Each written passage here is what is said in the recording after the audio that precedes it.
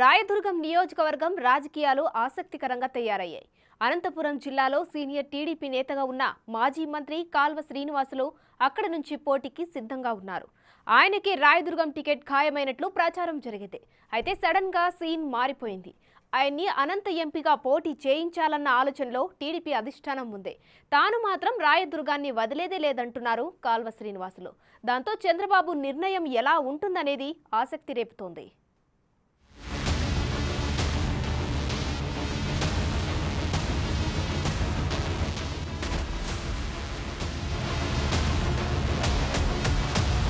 ఉమ్మడి అనంతపురం జిల్లాలో టీడీపీ కాలువ శ్రీనివాసులు అత్యంత సీనియర్ నాయకుడు. జిల్లా నుంచి ఉన్న ఏకైక పొలిట్ బ్యూరో మెంబర్.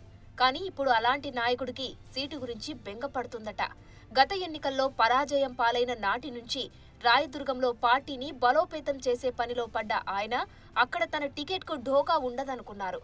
అయితే ఒక్క బిందు జాతర మొత్తం సీన్నే మార్చేసిందట.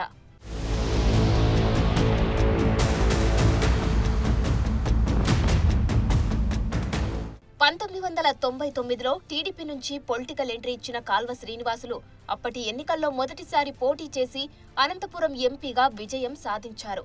తర్వాత 2004, 2009 ఎన్నికల్లో ఓటమి పాలైన ఆయన 2014 రాయదుర్గం ఎమ్మెల్యేగా గెలిచి చంద్రబాబు ప్రభుత్వంలో చీఫ్ విప్ గా మంత్రిగా పనిచేశారు. ఆయన చంద్రబాబుకు అత్యంత సన్నిహితుడన్న ముద్ర ఉంది. అందుకే ఆయనకు టీడీపీ పొలిట్ బ్యూరో స్థానం దక్కిందంటారు. గత కొన్నేళ్లుగా రాయదుర్గం సెగ్మెంట్ ని అంటిపెట్టుకుని ఉండి అక్కడే రాజకీయం చేస్తూ స్థిర నివాసం కూడా ఏర్పరచుకున్నారు. ఆ లెక్కలతోనే కాల్వ మరోసారి రాయదుర్గం నుంచి పోటీ చేయడం ఖాయమని జిల్లా పార్టీ శ్రేణులు భావించాయి.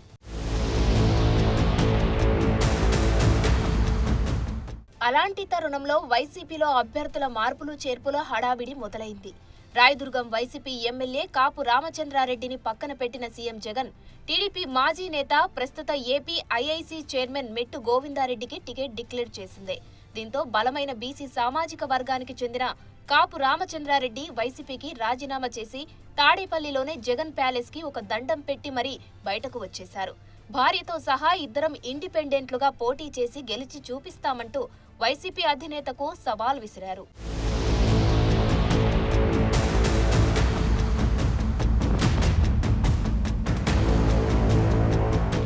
వైసీపీ అభ్యర్థిగా మెట్టు గోవిందారెడ్డిని ప్రకటించడంతో టీడీపీ నుంచి కాల్వ శ్రీనివాసులు ఫిక్స్ అని అంతా అనుకున్నారు.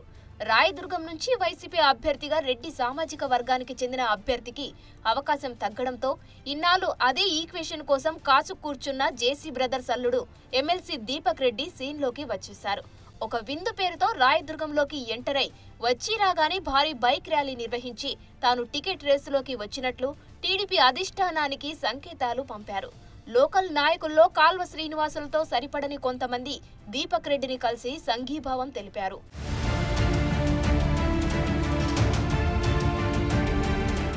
రాయదుర్గం నుంచి పోటీ చేయాలని ఎప్పటి నుంచో అనుకుంటున్న దీపక్ రెడ్డి ఇప్పుడు రెడ్డి ఈక్వేషన్ తో జేసీ ప్రభాకర్ రెడ్డి ద్వారా అధిష్టానాన్ని కలిసి టికెట్ ప్రయత్నాలు మరింత తీవ్రతరం చేశారు. అధిష్టానం కూడా కొంచెం సానుకూలత వ్యక్తం చేసిందంటున్నారు. ఆ క్రమంలో రాయదుర్గంలో దీపక్ రెడ్డి వర్గం యాక్టివ్ అయింది. వైసీపీ రెడ్డి సామాజిక వర్గ అభ్యర్థిని ప్రకటించడంతో టీడీపీ కూడా అదే ఫార్ములా ఫాలో అవ్వాలని చూస్తోందని ఇటీవల చంద్రబాబు అనంత జిల్లా పర్యటనలో కూడా ఇదే విషయాన్ని మాజీ మంత్రి కాల్వ శ్రీనివాసులకు చెప్పినట్టు ప్రచారం జరుగుతోంది.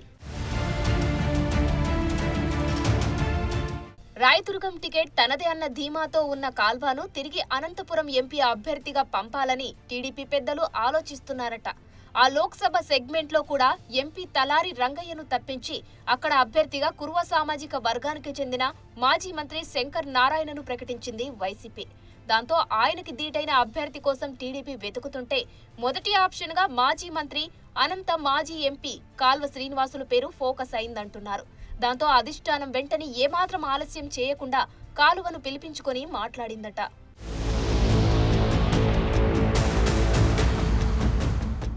సామాజిక సమీకరణ నేపథ్యంలో బీసీ అభ్యర్థి అయితే బాగుంటుందని, అందులోనూ వాల్మీకి సామాజిక వర్గంలో బలమైన నేతగా ఉన్న కాల్వ శ్రీనివాసులు అయితే మేలన్న అభిప్రాయానికి టీడీపీ అధిష్టానం వచ్చిందట. అనంతపురం పార్లమెంటు సెగ్మెంట్ లో కాల్వ శ్రీనివాసులు సామాజిక వర్గానికి అత్యధిక ఓట్లు గణనీయంగా ఉండడం కూడా కలిసి వస్తుందని టీడీపీ లెక్కలు వేసుకుంటుందట. అందుకే చంద్రబాబు ఉరవకొండ పర్యటనకు వచ్చినప్పుడు కాల్వ శ్రీనివాసులకు ఈసారి ఎంపీగా వెళ్లాలని సూచించారట.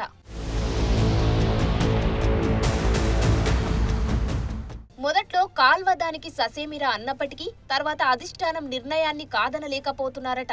అయితే ఇప్పటికీ కాల్వ శ్రీనివాసులకి రాయదుర్గం టికెట్ మీద చాలా ఆశలే పెట్టుకున్నట్లు కనిపిస్తున్నాయి.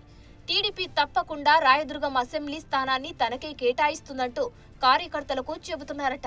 మరోసారి రాయదుర్గం ఎమ్మెల్యేగా గెలిస్తే ఈసారి మంత్రి పదవి వస్తుందని బోలెడు ఆశలు పెట్టుకున్నారాయన. అందుకే రాయదుర్గాన్ని వదలను అంటున్నారని చెబుతున్నారు. ఇప్పటికే జిల్లాలో పలు నియోజకవర్గాల్లో టీడీపీ టికెట్ కోసం ఫైట్ తీవ్రంగా ఉంది. ఆ లిస్టులో తాజాగా రాయదుర్గం కూడా చేరడంతో టికెట్స్ పంపిణీ పూర్తయ్యేలోపు ఇంకెన్ని మార్పులు జరుగుతాయో చూడాలి.